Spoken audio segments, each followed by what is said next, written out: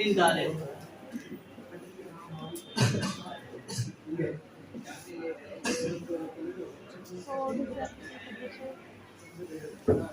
Direct tax कौन सा होता है? कौन सा होता है जो हम गवर्नमेंट को डायरेक्टली पे करते हैं, हमें पता होता है भी हम पे कर रहे हैं। फॉर एग्जांपल हमारे इनकम पे टैक्स पे करते हैं हम, तो इनकम टैक्स हमारा कौन सा होता है? Direct tax. क्या होता है? डायरेक्ट। और ये साथ में क्या होता है? सेंट्रल टैक्स होता है। क्या होता है? Central tax. कल बताया था ना मैंने, सेंट्रल टैक्स पे अपन ये किसको करते हैं? सेंट्रल गवर्नमेंट को पे करते हैं, जो हमारा इनकम के ऊपर टैक्स लगता है। फॉर एग्जांपल हमारे सालाना इनकम 5 लाख रुपए है, तो 5 लाख हम टैक्स पे कर रहे हैं, किसको पे करेंगे? सेंट्रल गवर्नमेंट को। ठीक है, लेकिन ये जो टैक्स होता है वो एक लिमिट के अकॉर्डिंग होता है, जरूरी नहीं भी हर कोई पर्सन पे करेगा, ये इनकम के अकॉर्डिंग पे होता है। ठीक है, उसके बाद क्या हमारा इनडायरेक्ट टैक्स। इनडायरेक्ट टैक्स कौन सा होता है? जो पे तो हम करते हैं लेकिन हमें पता नहीं होता, थर्ड पार्टी के थ्रू पे होता है। ठीक है, फॉर एग्जांपल कोई सर्विस टैक्स हो गया, ठीक है, रेट हो गया, सीएसटी हो गया, ठीक है, और जो हमारा जीएसटी भी है वो भी कौन सा है? इनडायरेक्ट टैक्स होता है। कल हम बात कर रहे थे रेट की। रेट का मतलब होता है वैल्यू एडेड टैक्सेस। क्या होता है? Value added taxes. किसी वैल्यू पे ऐड होता रहता है जो टैक्स हमारा। फॉर एग्जांपल कोई फर्म है वो शर्ट बना रही है, शर्ट बनाने से पहले क्या करेगी? कॉटन चाहिए। क्या चाहिए हमें? कॉटन। कॉटन से क्या बनेगा?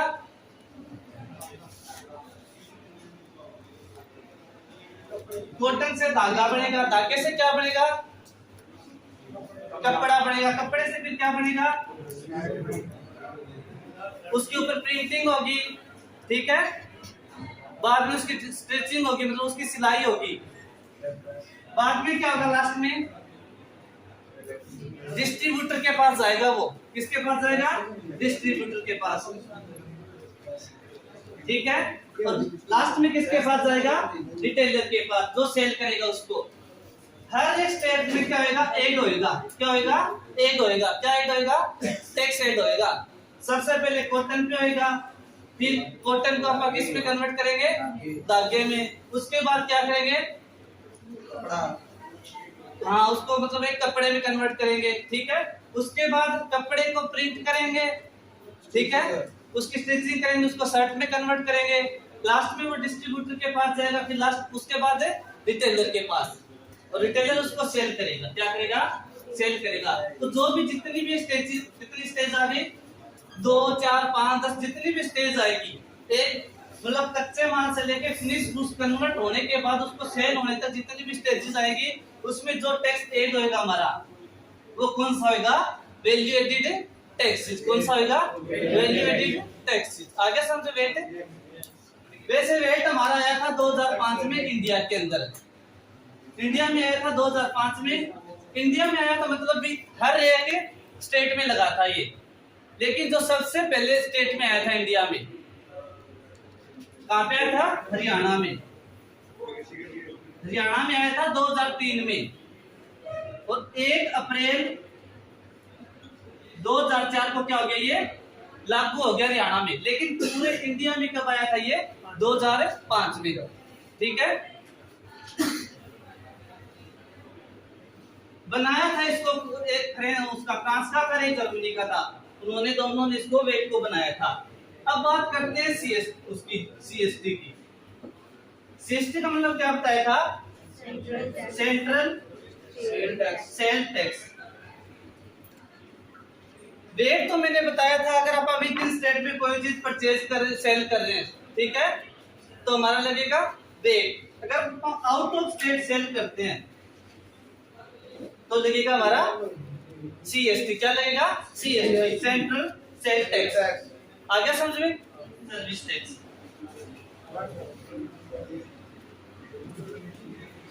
ठीक है, goods and service tax.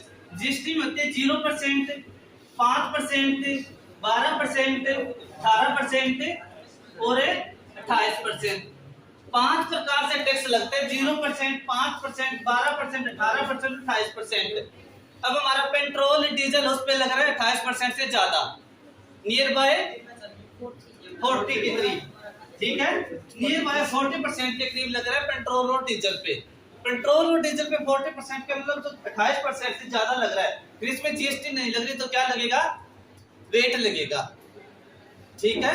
Rate fix नहीं है, भी किसी पे 5% लगेगा, 10% भी, एक टैक्स है कितना भी लग सकता है, ठीक है। लेकिन जो 0%, 5%, 12%, 18%, 28% फिक्स कर रखे हैं, ठीक है। जैसे हमारे कीपैड फोन हो गए तो उसमें 12 से 18% लगती है, और हमारा आईफोन हो गया उस पर क्या लगती है, 28%, ठीक है। अभी जो नया अपडेट आया 28% किस पे लगी है जीएसटी, हाँ, जो हमारा 16 अगस्त से स्टार्ट हो गया टैक्स, वो कौन सा है, इंक एंड पेपर पे लगा, कागज पे टैक्स है। जो कागज अब आप नोटबुक वगैरह परचेज करो तो महंगी मिलेगी वो, क्योंकि उस पे टैक्स 28% हो गया अभी, ठीक है।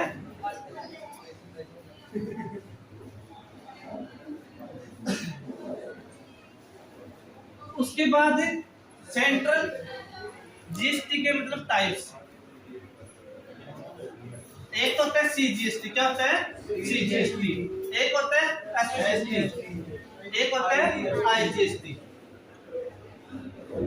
सीजीएसटी का मतलब क्या होता है, central goods and service tax, क्या होता है,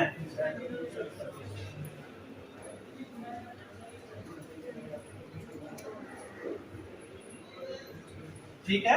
एसजीएसटी का मतलब क्या होता है, state goods and service tax, ठीक है। आईजीएसटी का मतलब क्या होता है, इंटीग्रेटेड, क्या होता है, goods and service tax. CGST और ये एसजीएसटी कब लगेगा, हाँ, हमारे फर्म हरियाणा में है, कहाँ पे है, हरियाणा में, और हम हरियाणा में क्या करें, उसको सेल करें विद इन स्टेट।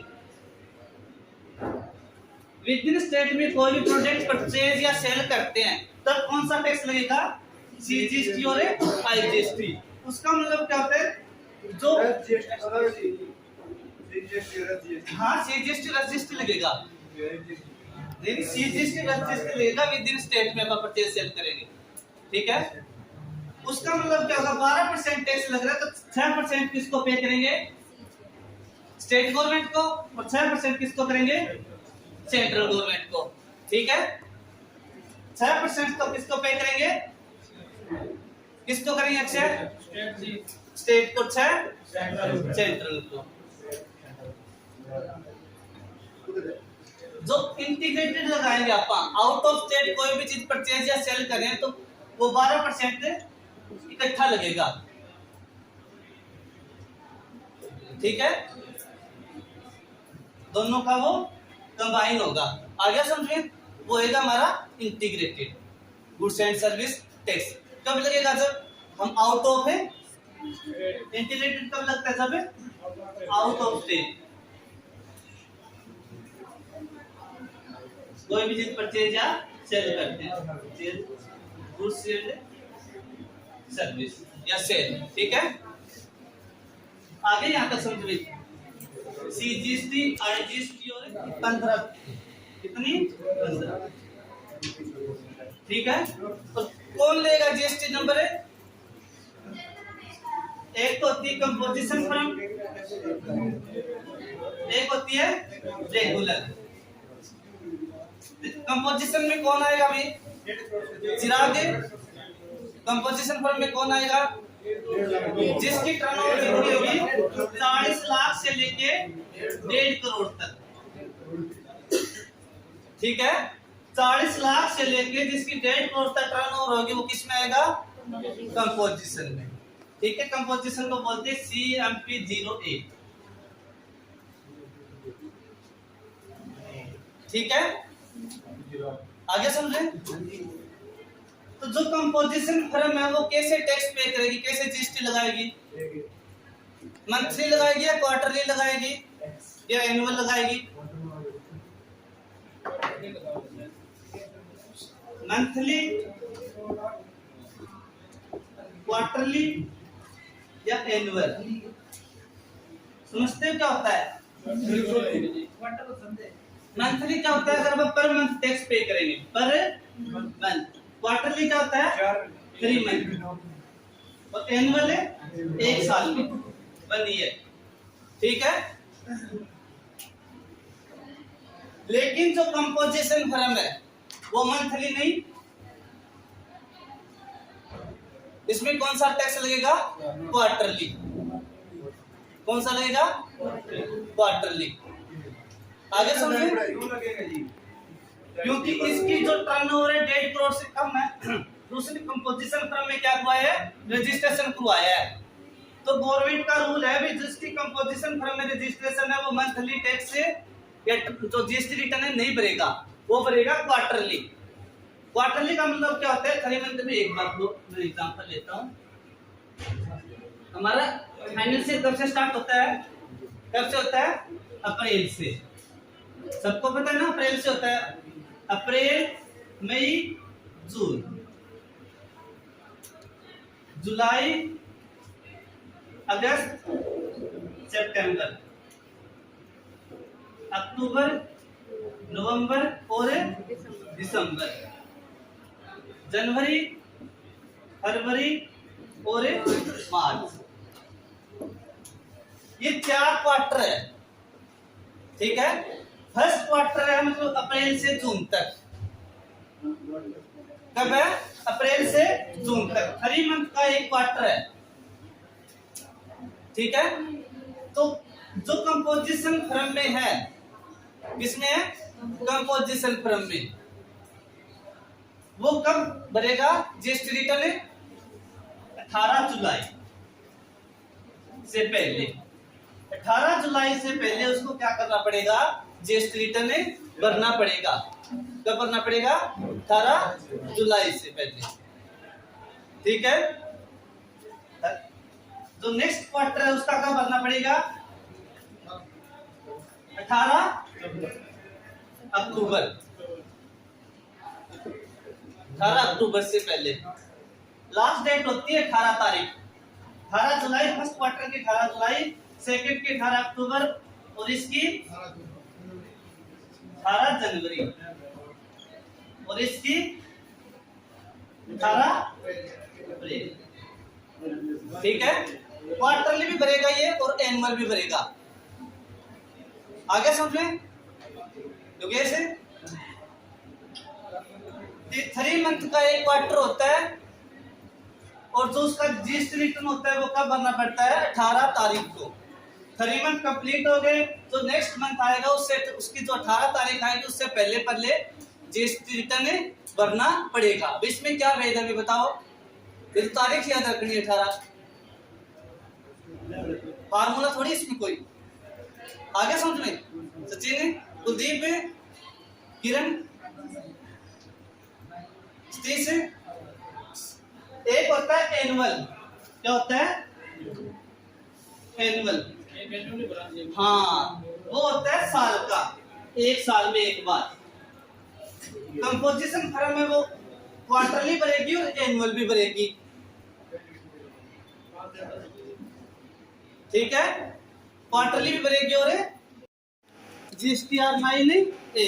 जो एनुअल रिटर्न होगी वो तो होगी हमारी जीएसटीआर 9A। फॉर एग्जांपल कोई फर्म रिटर्न कर रही है, वो बोल रही कि मैं जीएसटीआर 4 भर रही है, तो उसका मतलब क्या है? वो क्वार्टरली रिटर्न भर रही है और वो किस में? कंपोजिशन फर्म में है। और जो नेक्स्ट है वो क्या है? Annual return. क्या होता है? Annual return. उसमें क्या आता है? GSTR 9A। ये मैं जीएसटीआर 9A फिल कर रहा हूँ, मैं भर रहा हूँ, वो क्या होगी? हमारी कंपोजिशन फर्म में क्या होगी? एनुअल रिटर्न होगी। ठीक है। साल में एक बार, साल में एक बार। ठीक है।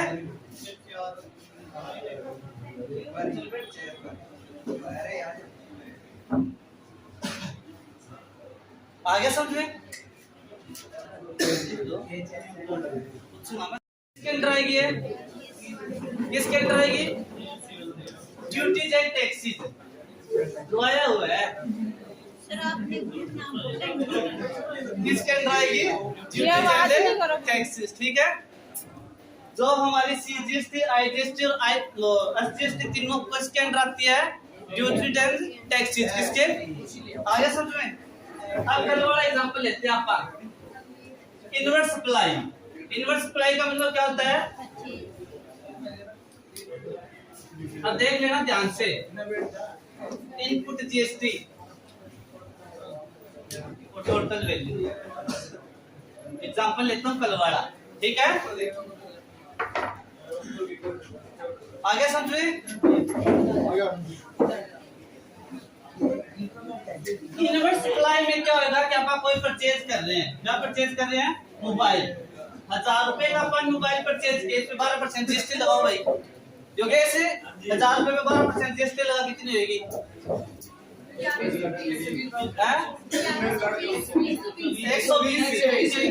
120। तो कितने टोटल कितने हुआ? 1120। ठीक है। हमने मोबाइल परचेज किया था 1000 रुपए का और उस पे क्या लिखा है? 120। उस पे 12% जीएसटी लगी कितनी? 120। और टोटल वैल्यू कितनी होगी? 1120।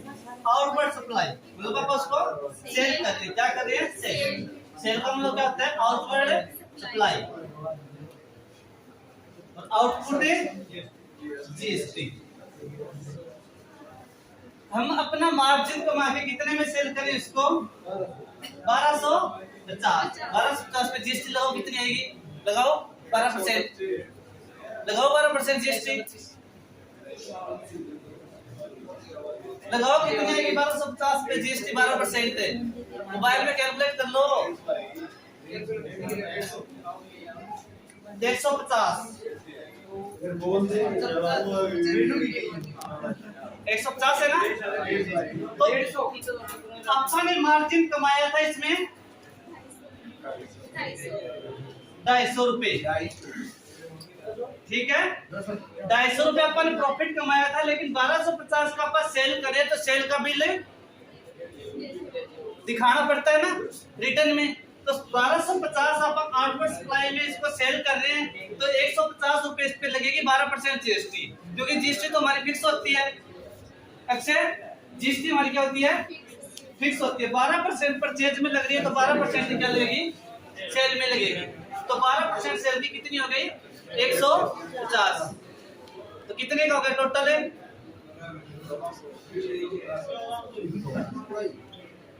अब 30 रुपए अपन ने क्या किया है? कस्टमर से कलेक्ट किया है। क्या किया है? कस्टमर से किया। तो 30 रुपए हमारी क्या होगी? टैक्स लायबिलिटी होगी। अब बताओ भाई, क्या समझ में नहीं आया था कलवाड़े में? 12% इसमें, लेकिन जो अपन ने सेल किया 1250 में अपना मार्जिन कमा के, तो हमें शो करना पड़ेगा। 30 रुपए अपन ने जो कस्टमर से कलेक्ट किए जीएसटी, उसका रिटर्न भरना पड़ेगा। ठीक है। क्योंकि जितने का परचेज किया उतने का सेल नहीं करेगा वो, उससे भी तो जीएसटी लेगा सेम ही 12% ही। उसने 12% भर रखी है तो 12% ही उससे लेगा। तो जो एक्स्ट्रा कलेक्ट किया है, जो जीएसटी लगी है, वो मार्जिन पे लगेगी उसके। तो 30 रुपए क्या होगी हमारी टैक्स लायबिलिटी। किसी को लग रहा है ये गलत है या सही है? कोई डाउट है? आगे समझ में सबको कोई दिक्कत है? बढ़िया। किस पे लगता है? Business trading. ट्रेडिंग बिजनेस पे लगता ही है 1% कंपोजिशन टर्म में, ठीक है। 2% किस पे लगता है? मैन्युफैक्चर पे 2% लगता है। और 6% किस पे लगता है?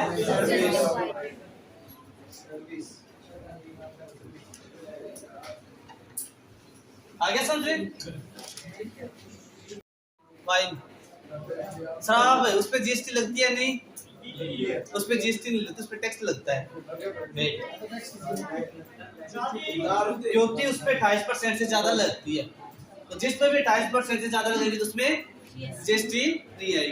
पहले क्या होता था, ये जो हमारे खादान होते थे, अभी ये पिछले महीने शायद जुलाई में अपडेट हुआ है नया, 18 तारीख से हुआ है वो लागू, 18 से वो लागू, 18 जुलाई से नहीं 16 अगस्त से तो ये हुआ है, तो पेपर वाला जो हमारा 18 तारीख से हुआ है वो जुलाई में हुआ, 18 जुलाई में।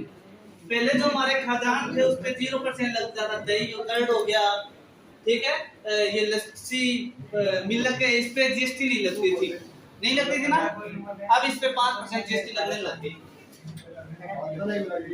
पहले नहीं लगती थी दूध पे, ठीक है।